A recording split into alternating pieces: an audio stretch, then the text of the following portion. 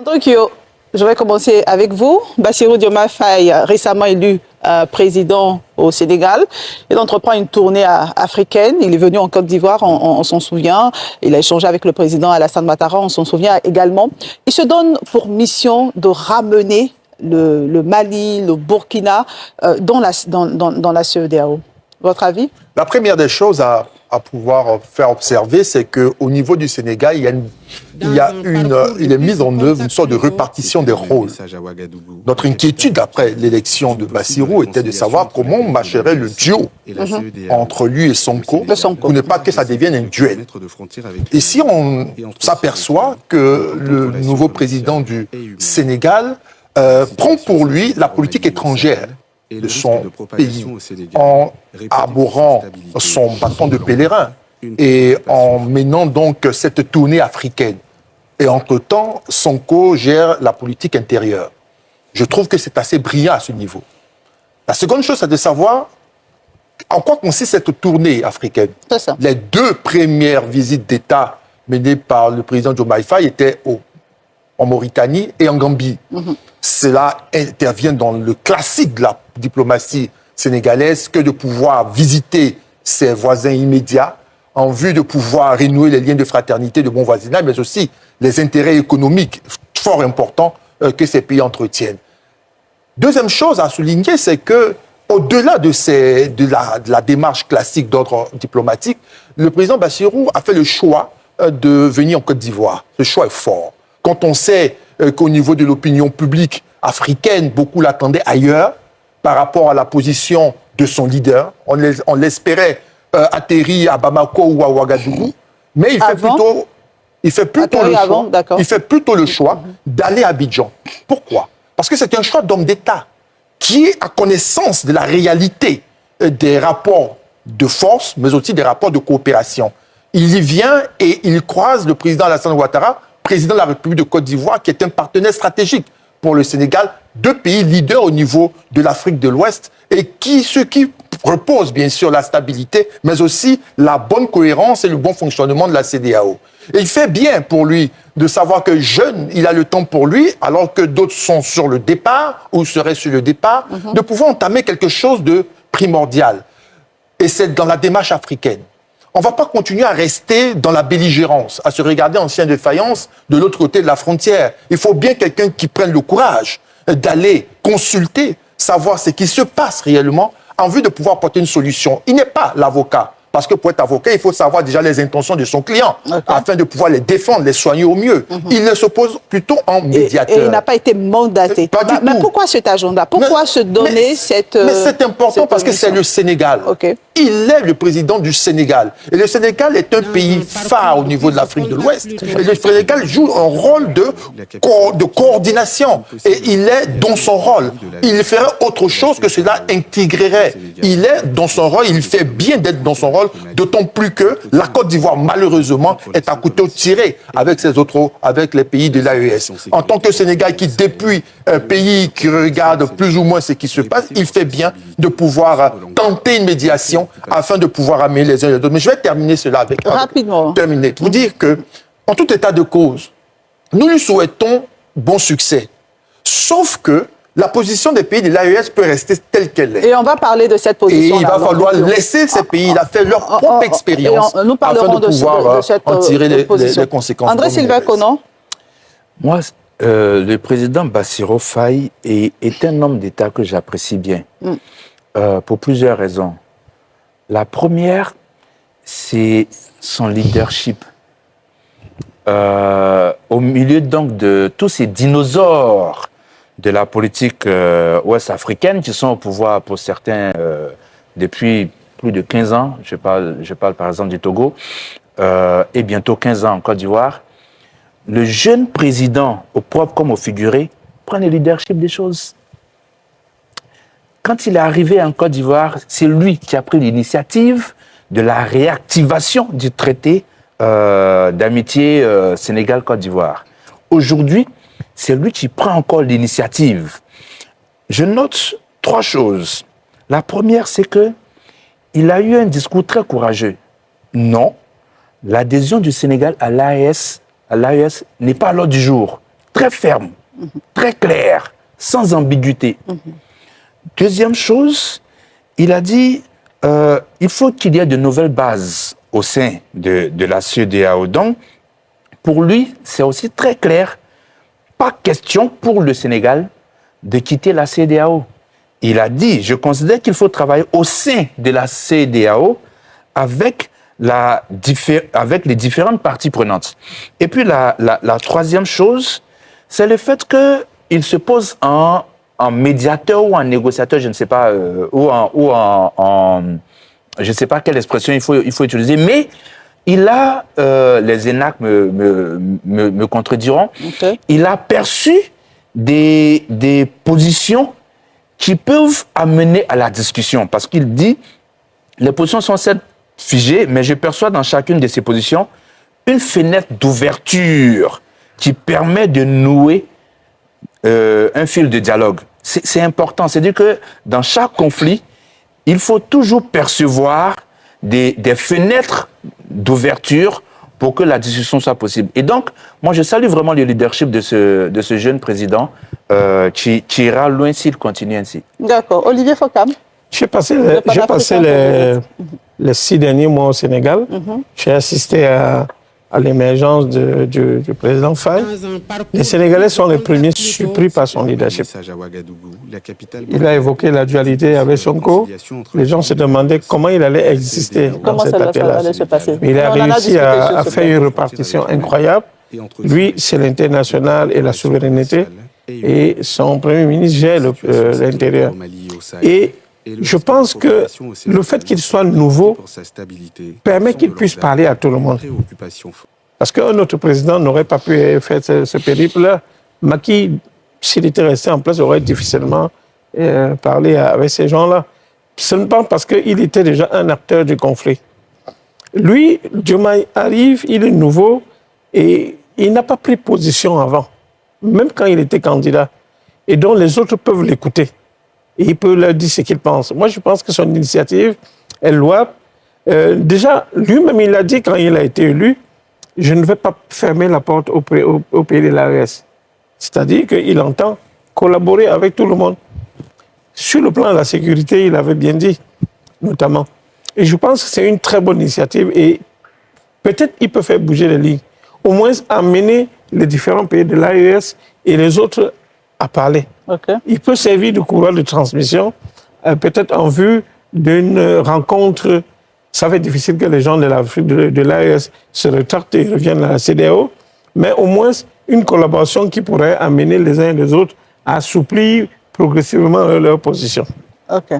Honorable Mbassou. Oui, je voudrais saluer donc le leadership déjà annoncé par les amis ici sur le plateau et dire que sa démarche pour moi est à saluer parce que cette démarche à terme va peut-être amener les dirigeants donc, des États de l'AES à comprendre que la CEDEAO c'est plutôt un instrument pour nos populations.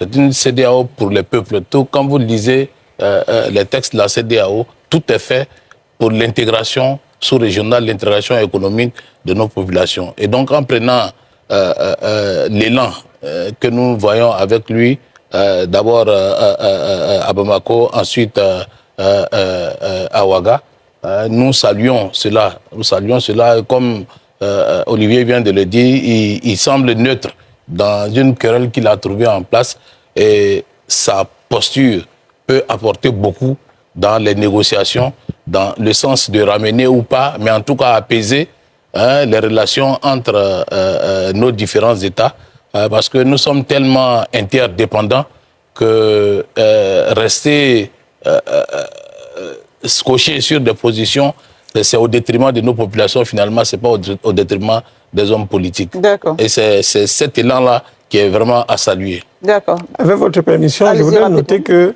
depuis qu'il est président, il est allé chez les voisins. Il n'a pas effectué encore une visite à l'étranger, je veux dire en Occident.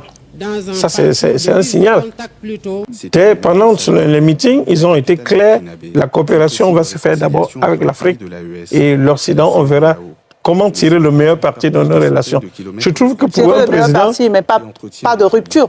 Non, il n'est pas dans la rupture. C'est tirer le meilleur parti, renégocier ce qu'il y a à renégocier, mais aller sur une relation de win-win. Et je dis pour un président qui est là depuis plusieurs mois et qui n'a pas encore effectué une visite en France, c'est inédit. D'accord. Blaise Lasme, ensuite Maître Ouraga Serge. Alors, je salue d'abord le leadership de Diomaye Faye, du président Diomaye Faye, qui est en train d'apporter un bain de jouvence à la diplomatie ouest-africaine. Mais au-delà de lui, il faut aussi saluer l'ouverture d'esprit du chef d'État du Mali. Parce qu'il aurait pu aussi ne pas vouloir discuter avec lui. Tout à fait. Mais tout porte à croire que les deux dirigeants se sont accordés sur le minimum. C'est de discuter, de continuer à discuter. Aujourd'hui, la CEDEAO est une opportunité. Peut-être que ces dernières années, elle s'est dévoyée un peu dans des postures politiques. Mais la CEDEAO, à l'origine, est une communauté économique et qui est profitable à nos industries, à nos entreprises, qui est un formidable marché qu'il faut capitaliser. Donc, il faut qu'on renvoie la CEDEAO à sa fonction originelle, qui est de faciliter l'intégration économique au niveau des États de l'Afrique de l'Ouest. Si c'est pensé ainsi, si la CEDEAO est débarrassée des scories politiques, si la CEDEAO est débarrassée des appétits néocolonialistes qui veulent la capitaliser, par exemple, il faut activer tous les mécanismes, notamment en faveur de la suppression des barrières douanières. Ça, c'est important. Ça va permettre une circulation de biens plus facile. Ça va permettre une circulation des personnes plus facile. Quand je dis que la CEDEAO est un marché, nous avons des industries ici. Nous avons aussi des populations au Mali, au Niger qui ont des besoins. Donc, nous leur apportons la technologie, les compétences, les produits dont ils ont besoin. Eux aussi, ils ont l'occasion ou bien l'opportunité d'avoir des produits bon marché qu'ils ne sont pas obligés d'aller chercher au-delà des frontières africaines. Donc, il est bon que le Mali, il est bon que le Niger, il est bon que le Burkina reviennent au niveau de la CEDEAO, mais une CEDEAO qui ne soit pas politisée, mais qui demeure dans son carcan économique. Ok. Maître Ouraga, Serge. Alors, on a tous fait la remarque. Le président Diomaye Faye a commencé sa tournée, a consacré ses premières sorties aux pays de la sous-région. Et je crois que c'est à mettre à son actif. Et on voit tout de suite la cohérence entre la parole et les actes. Quand il était donc candidat dans l'opposition, il le disait, renforcer la coopération sud-sud, renforcer la coopération sous-régionale et ensuite l'unité africaine pour permettre le développement de l'Afrique. Et c'est ce qu'il est en train de faire.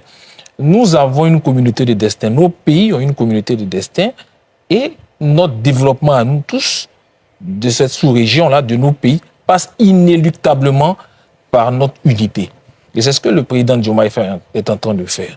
Alors, aujourd'hui, il va vers les pays de l'AES. Il marque une rupture entre son prédécesseur et lui. Son prédécesseur ne parlait pas à ses dirigeants, mais lui, il va vers eux. Et qu'est-ce que ça représente pour nous? Aujourd'hui, le président Diomaye Faye, sans avoir été mandaté, peut servir de pont entre ces pays de l'AES et les autres pays de la CEDEAO afin de pouvoir se retrouver. Mais se retrouver comment? Et je pense qu'à un moment donné, il va falloir s'asseoir, faire le diagnostic de la CEDEAO et trouver des éléments de réforme qui permettront à la CEDEAO d'être effectivement au service des peuples. D'accord. Landry Kieu, ensuite André-Sylvain Conan. Je tiens aussi à vous de salue poser la prochaine l'intervention question. des autres se complète.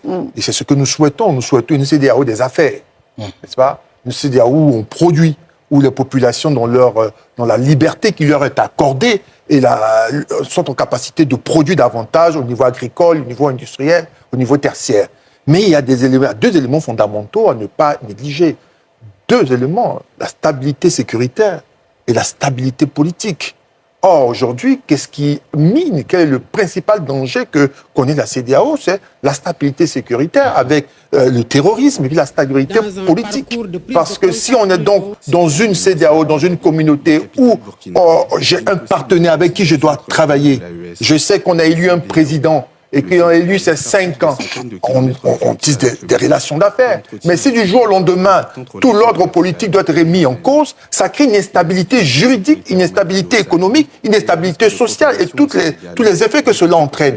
Donc, on est bien d'accord qu'il faut sortir de la politique politicienne de sorte à ce que chaque État puisse s'organiser comme il faut, mais il va falloir aussi qu'au niveau de chaque État, il y ait on œuvre à une véritable stabilité politique pour permettre au grand ensemble, par la somme des uns et des autres, de permettre donc d'avoir une communauté tout à fait dynamique. Dernière chose, la lutte contre le terrorisme doit être une lutte inclusive. Inclusive. Il ne faudrait pas laisser un État se débattre tout seul parce que la menace, elle est pour tout le monde et cela empêche donc cette communauté de pouvoir grandir. Il va falloir donc apporter le soutien. Je salue à cet effet les efforts, même s'ils ne sont pas clamés sur tous les toits, mais les efforts d'un État comme celui de la Côte d'Ivoire, qui malgré les tensions apporte comme il peut son aide à un pays comme le Burkina, un pays frère, afin de pouvoir aider à sortir de ce périple terrorisme qui menace bien sûr la CEDEAO, mais les populations qui y vivent. Très bien. André Sylvain Kono. Oui, rapidement. Si vous voyez que le président Bassirou Faye est auréolé de tout ce respect, c'est aussi sans doute et certainement parce qu'il a été bien élu. Okay. C'est très important. La façon dont il est arrivé au pouvoir est une marque de respect. Et si le président, l'ancien président donc Macky Sall, qui disait lui aussi que la Constitution lui permettait, s'il avait été réélu pour un troisième mandat, il n'aurait pas ce même respect et il n'aurait pas ces mêmes entrées. Donc, l'alternance, c'est pourquoi nous insistons vraiment, l'alternance au sein d'un parti au pouvoir ou en faveur de l'opposition, c'est très important pour un pays. Voyez-vous, au Tchad, il y a eu une élection. Le général Pouchis, le général Mahama Déby s'est fait réélire en choisissant ses adversaires, mais ça n'a pas le même élan, ça n'a pas la même légitimité. Okay. Voilà, et donc c'est pourquoi nous insistons sur ces choses. D'accord. Moi, la question que j'aimerais vous poser, on salue tous, vous avez tous salué sur ce plateau cette démarche du président Diomaye Faye. La question qu'on se pose, est-ce qu'il a les moyens de réussir ou est-ce qu'il peut réussir quand on sait qu'en face, on a une fermeté des présidents du Burkina, du Mali, du Niger. Olivier Fokam, je vais commencer par vous. Je ne crois pas que les pays de l'AES feront une marche arrière. OK. Parce qu'ils sont allés tellement loin. Et ils sont déjà dans une organisation très poussée. Par contre, je crois qu'il faut ménager une relation qui permet aux uns et aux autres de se parler. Même étant dans leur organisation d'AES, il faut que le Mali puisse parler avec la Côte d'Ivoire, puisse parler avec le Sénégal et tout le reste. Et en plus, il faut que les affaires puissent se faire entre les différents pays. Parce que le Mali n'a pas intérêt à vivre fermé. Il ne peut pas se couper des autres pays. Il a besoin de commercer avec les autres pays. Moi, je pense qu'au lieu de leur demander de revenir sur leur pas, il faut plutôt déjà ouvrir un dialogue, ouvrir une collaboration entre les États, permettre aux pays de commercer avec les Maliens, les Nigériens et autres. Et c'est peut-être avec le temps que les choses peuvent se faire. Mais en l'état actuel, ça va être très compliqué. Nora Ouattara Bassou. Oui, non, je suis d'avis avec Olivier pour dire que ça fait un bon moment que ça dure et ces États frères ont pris le temps donc de se parler, d'asseoir une organisation, même si on peut dire que pour le moment, elle ne répond pas en tout cas aux besoins des populations, puisqu'on a aussi écho de toutes les difficultés que vivent les populations dans ces pays-là. Ce qui est important, et il l'a dit, c'est de pouvoir donc maintenir. Qu'ils voulaient rien, ils n'ont pas mis en place des cartes de séjour, ni de visa, rien. Okay. Voilà. Donc pour moi, l'AES, c'était un outil de conservation du pouvoir pour eux. D'accord. Et de ce fait, en tout cas pour l'instant, au niveau du Mali et du Burkina, c'est une réussite. Sans doute que le Niger va le suivre bientôt. Donc, le président Bassirou Faye, voyant qu'ils sont un peu dans une sorte de cul-de-sac, il ne faut pas le nier, vole à leur secours. Et ils ont tout intérêt à saisir cela pour entamer. Je suis d'accord avec Landry Kuyot qu'ils n'ont aucun intérêt à revenir dans la CEDEAO. Par contre, oui, il y a des mécanismes qui seront sans doute mis en place avec la facilitation. Ah, c'est le mot que j'ai cherché, avec la facilitation du président Bassirou Faye. D'accord. Non, Olivier il faut justement éviter de tenir ce genre de langage paternaliste, dire que ça leur profite en quoi depuis qu'ils sont à ce niveau-là, qu'est-ce qu'ils ont fait?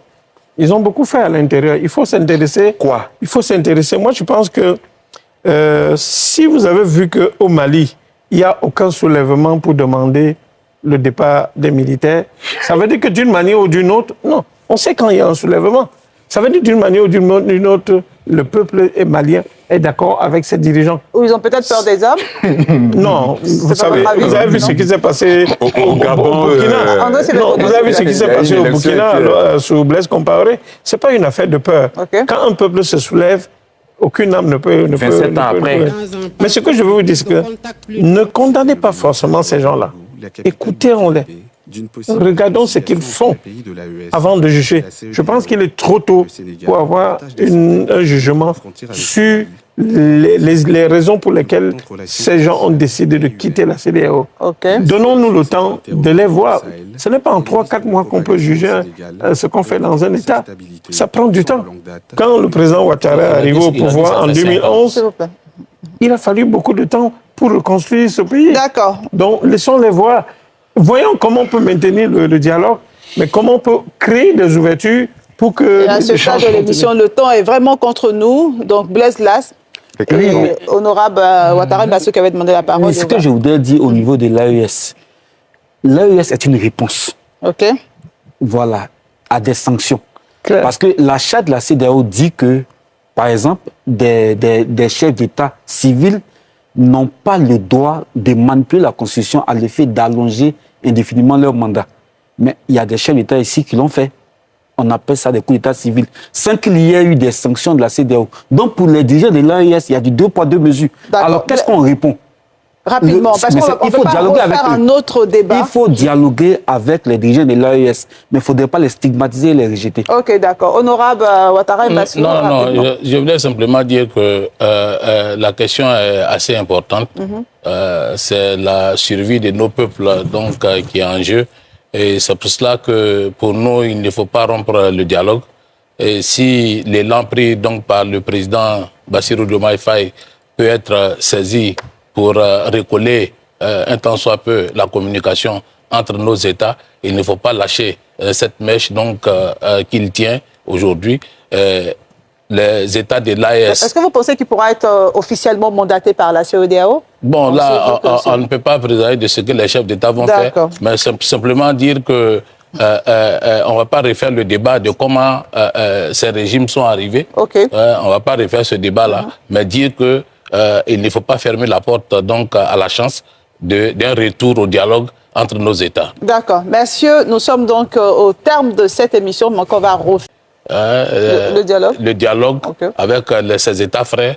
Pour qu'à un moment donné, qui sait, peut-être même qu'on peut même revenir à une collaboration AES-CEDEAO sous une autre forme, ou alors carrément le retour de ces pays frères à la CEDEAO, parce que nous y gagnons tous.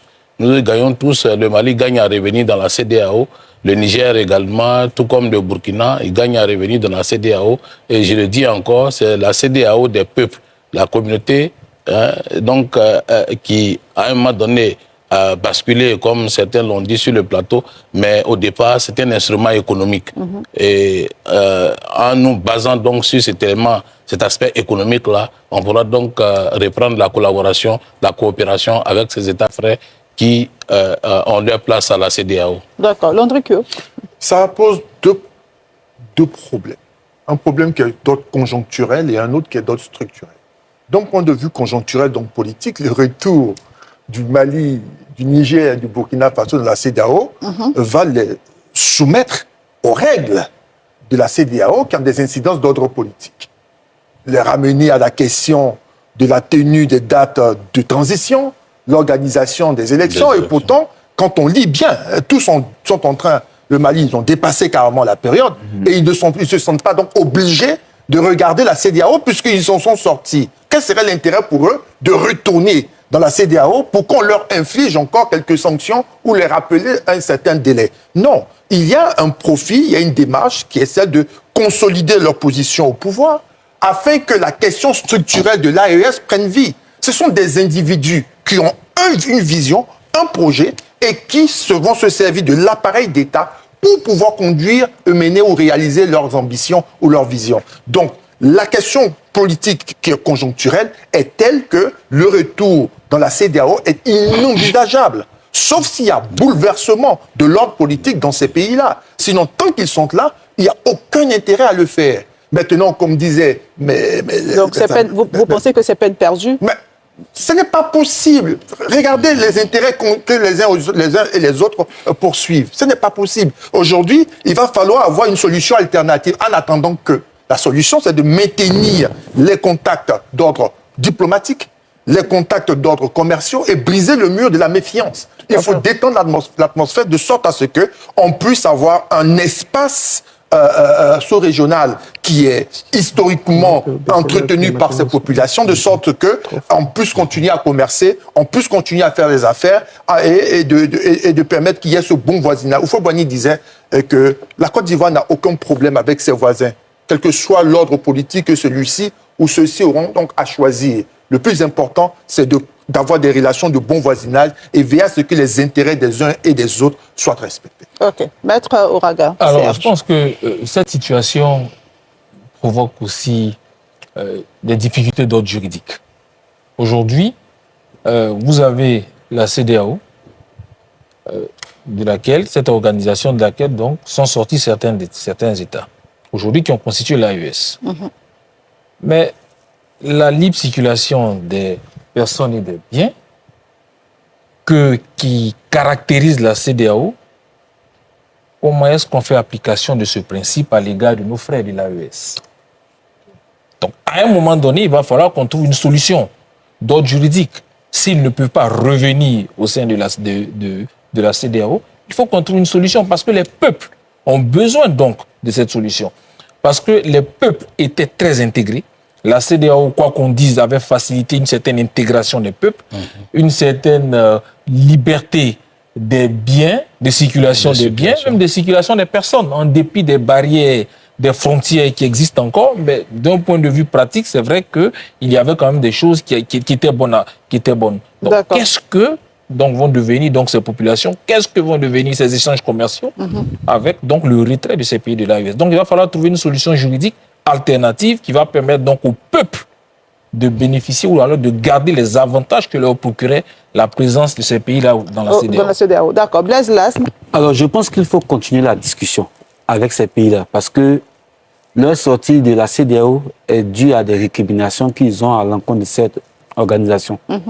Est-ce que ces récriminations sont fondées? Mais il faut les analyser. Il faut les analyser en profondeur et voir qu'est-ce qu'on peut les proposer. Rien n'est définitif en politique. Rien n'est définitif. On a eu dans l'histoire la fédération du Mali, où certains certains pays frères se sont désolidarisés d'une certaine tendance pour pouvoir marcher ensemble, mais ça n'a pas fait long feu. Aujourd'hui, il s'agit de voir qu'est-ce qui nous reproche à la CEDEAO. Est-ce qu'il n'y a pas moyen de refonder la CEDEAO pour qu'elle soit adaptée aux besoins des populations? Il s'agit des populations. Mais aussi, il faut avoir un langage qui soit adapté. Parce que quand on dit que les retours qu'on a disent que ça ne va pas au Mali, ça ne va pas au Niger, mais ici, ça ne va pas. La cherté de la vie nous étouffe. L'accès au logement est compliqué. Alors que nos populations souffrent, sont étranglées, on prétend que chez les autres, ça ne va pas. Voilà, on est en train de sortir. Ah, bon, on est en train de sortir du sujet. André Sylvain Conan. D'accord, André Sylvain Conan avait demandé la parole. Je vais préciser ma pensée. D'accord. Voilà, je vais préciser. Non, c'est qu'on appelle ça, Maître l'a dit, Cuyo l'a dit, ces pays frères. Et c'est pour ça que nous avions une obligation de solidarité, parce que ces pays frères vivent le terrorisme chaque jour.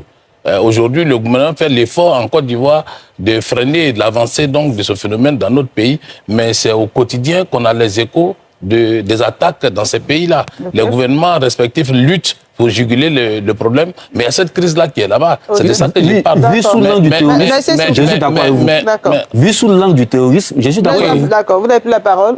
Terminez, allez-y. Non, Blaise. Non, terminez. Non, je veux dire simplement que c'est ce à quoi je faisais essentiellement allusion. Parce que c'est ce fléau-là qu'il faut à tout prix pouvoir juguler dans ces pays frères pour que nous-mêmes nous nous portons bien.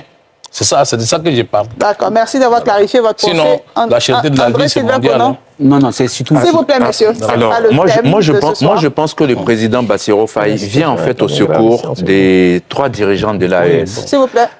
Depuis septembre, date à laquelle l'alliance a été portée sur les fonds de baptisement, il y a eu quoi en fait? L'AES. Aujourd'hui, qu'est-ce que l'AES fait concrètement pour les peuples qui composent les 3 pays de l'AES? Pratiquement rien.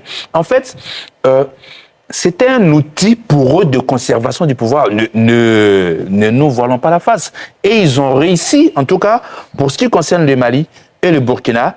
Aujourd'hui, nous sommes à environ 5 ans de transition, sans le regard inquisiteur de la CEDEAO. C'est ce qu'ils ne voulaient plus. C'est pourquoi ils ont créé l'AES. L'AES n'a pas posé d'acte jusque-là. La monnaie unique dont il parlait, on n'en parle pratiquement plus. La banque centrale... Chers téléspectateurs, vous avez été les témoins privilégiés de cette analyse politique profonde et inspirante en Clan Niamsi. Maintenant, c'est à vous. Réagissez en commentaire, partagez vos réflexions et vos idées. Si cette vidéo vous a éclairé, n'hésitez pas à l'aimer et à la partager avec vos amis. Ensemble, nous construisons l'Afrique de demain. Restez connectés sur Afrique Diverse TV pour encore plus d'informations et de débats passionnants. À très bientôt.